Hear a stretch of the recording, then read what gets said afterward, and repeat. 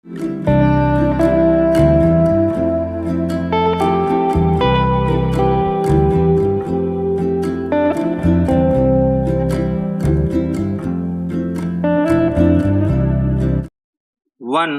2, 3 start. देश की सर्वोच्च अदालत ने लैंगिक आधार पर दशकों से चली आ रही रूढ़िवादिता पर अंकुश लगाने के लिए जो पुस्तिका जारी की है वह सुखद और स्वागत योग्य है। प्रधान न्यायाधीश धनंजय वाई चंद्रचूड़ की यह उत्साहजनक पहल देश में समग्र सामाजिक परिवेश को बदलने में भी अपना योगदान देगी। महिलाओं और यौन अपराधों के संदर्भ में अदालतों में आमतौर पर इस्तेमाल किए जाने वाले कुछ वाक्यांशों को सूचीबद्ध किया गया है और उनकी जगह दूसरे सभ्य शब्द प्रस्तावित किए गए हैं। ऐसे लगभग 43 शब्दों को रेखांकित किया गया है जिनके इस्तेमाल में अब अदालतों को बचना होगा। न्याय के मंदिर में महिलाओं को पूरा सम्मान और समता का लाभ देने के लिए अनुचित शब्दों का इस्तेमाल रोकना हमेशा से जरूरी रहा है। याचिकाओं की भाषा के साथ साथ अदालती आदेशों में भी सही शब्दों का जब इस्तेमाल होगा तो उससे महिलाओं की गरिमा की रक्षा होगी। इसमें कोई शक नहीं कि महिला पीड़ितों, अभियुक्तों और गवाहों को कमजोर करने के लिए अक्सर ऐसे शब्दों या सवालों का इस्तेमाल होता है जिनसे वास्तव में अन्याय का ही मार्ग प्रशस्त होता है। महिलाओं के बारे में समझ को सम्मानजनक बनाने का प्रयास करती यह पुस्तिका वस्तुतः एक न्यायप्रिय समाज के निर्माण में सहायक होगी।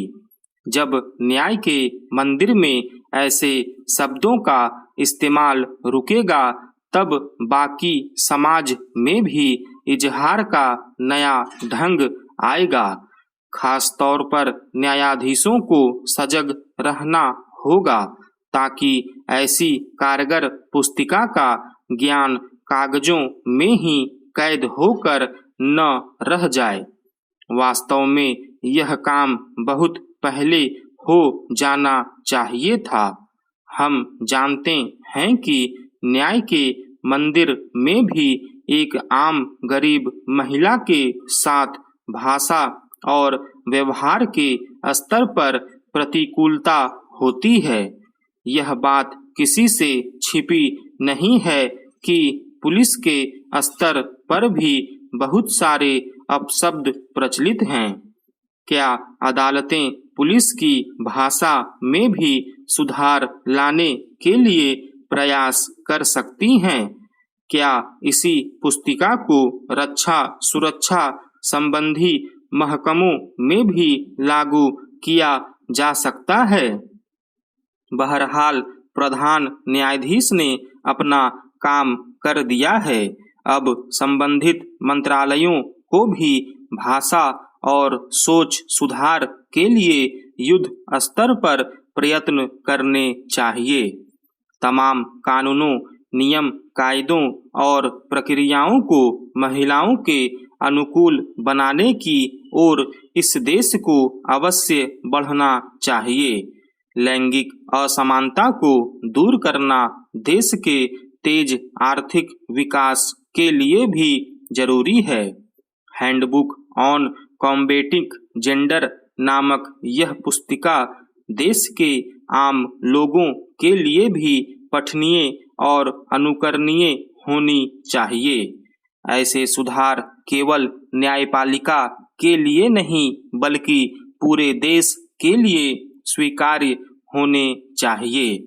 देश में मातृशक्ति के प्रति संवेदनशीलता की बड़ी जरूरत है।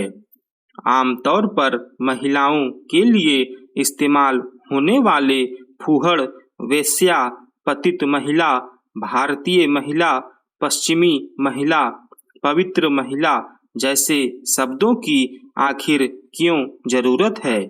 प्रधान न्यायाधीश ने पुस्तक की प्रस्तावना में साफ लिखा है कि इसका उद्देश्य महिलाओं के बारे में रूढ़िवादिता को पहचानने, समझने और उसका मुकाबला करने में न्यायाधीशों व विधि समुदाय की सहायता करना है। हालांकि इस पुस्तिका का पालन अनिवार्य नहीं है, पर इसकी जरूरत से भला कौन इनकार कर सकता है? इस पुस्तिका की रोशनी में आगे बढ़ने में ही नारी शक्ति का सम्मान और देशहित है। स्टॉप।